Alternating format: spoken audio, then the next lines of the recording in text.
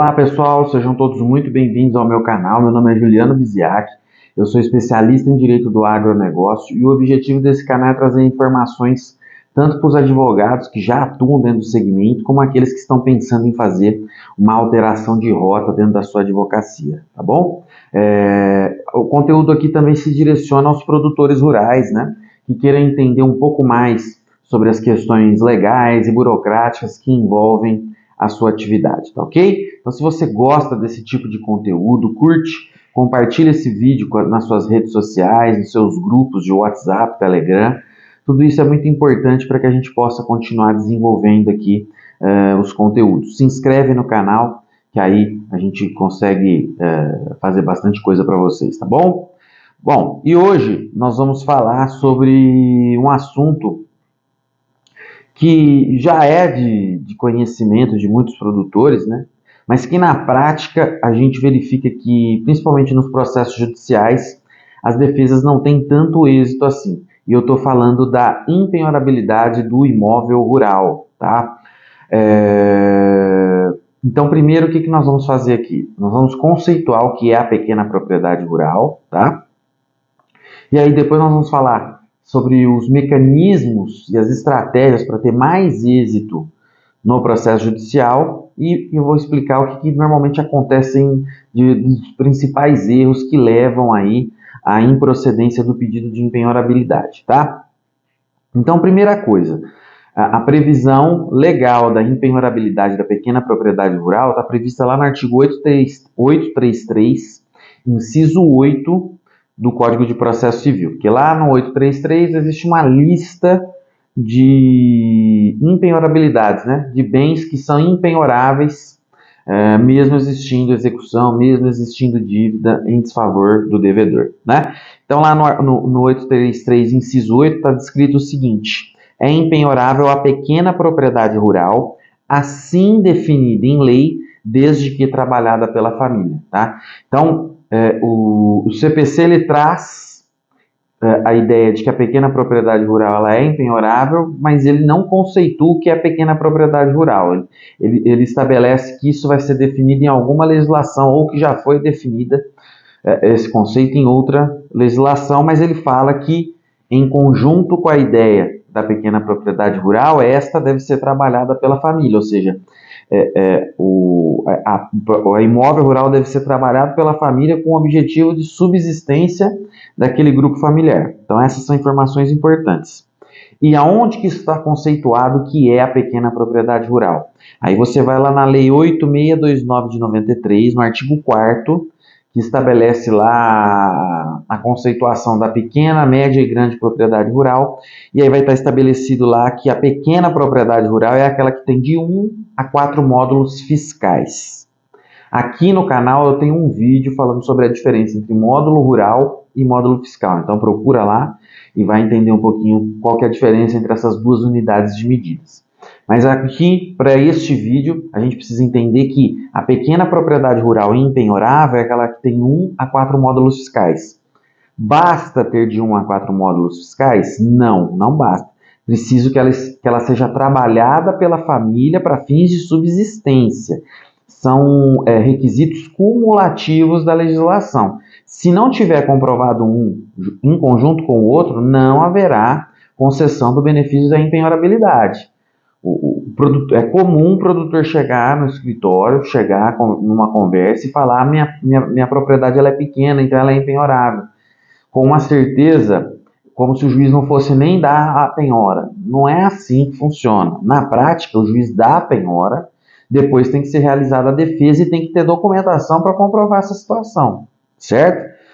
Na prática, a gente vê que acaba havendo uma confusão aí, como se o simples fato do produtor, né, ter convicção de que a propriedade tem apenas de 1 a 4 módulos fiscais, que isso é suficiente para não ter a penhora, e não é bem assim, tá?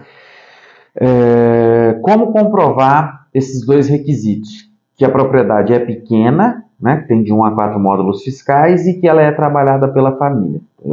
Questões probatórias agora. Como é que eu comprovo? Primeira coisa, para saber se o imóvel tem de 1 a 4 módulos fiscais, eu vou entrar lá no site do INCRA Existe um ícone lá onde você vai pesquisar o tamanho do módulo fiscal por município. Então você vai verificar lá o município, por exemplo, eu estou em Jaboticabal, estado de São Paulo, e aí eu vou entrar lá no INCRA e vou pesquisar o tamanho do módulo fiscal em Jaboticabal. Identifiquei lá um exemplo, não me recordo agora, mas que é 30 hectares o tamanho do módulo fiscal. O imóvel considerado pequena propriedade rural, tem de 1 a 4 módulos, aqui então teria um tamanho máximo de 120 hectares, certo? Então aí eu já consigo comprovar o tamanho do imóvel, junto com a pesquisa do INCRA, com a matrícula, onde vai estar descrito o tamanho da área, o tamanho do imóvel, certo? Então aí você já comprovou a questão do tamanho da área, da dimensão do imóvel. Agora, se ela é trabalhada pela família, se ali é exercida atividade rural, aí você precisa comprovar que ali realmente há exercício de atividade rural, como, por exemplo, juntar documentos, notas fiscais de aquisição de insumos agrícolas, notas fiscais de venda de grãos, venda de gado, enfim, toda documentação que seja apta a comprovar que ali existe uma atividade produtiva e que gera dividendos, né? O imposto de renda com a descrição da atividade rural e qual que é o retorno financeiro dessa atividade, o imposto de renda dos demais integrantes da família em que consta a atividade rural, o próprio processo de execução. Existe a cédula de crédito rural, em que normalmente há o projeto agrícola com a descrição da atividade que é exercida no imóvel.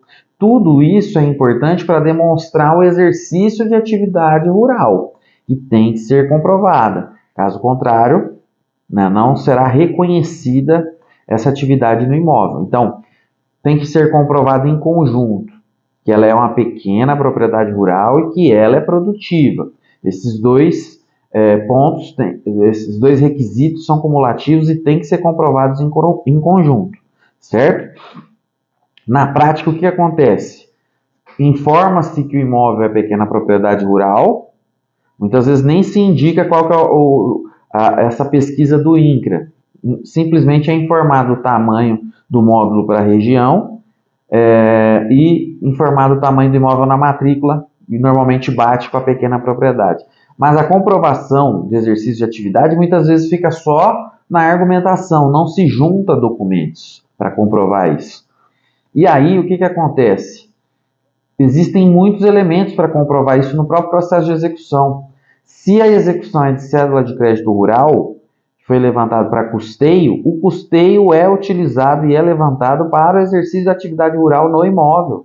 Está descrito na cédula lá, custeio para a lavoura de batata inglesa no imóvel rural denominado Fazenda São João. Existe lá toda essa descrição na cédula de crédito rural. Isso já é um grande meio de prova que demonstra que há exercício de atividade rural, tanto que foi levantado capital junto à instituição financeira.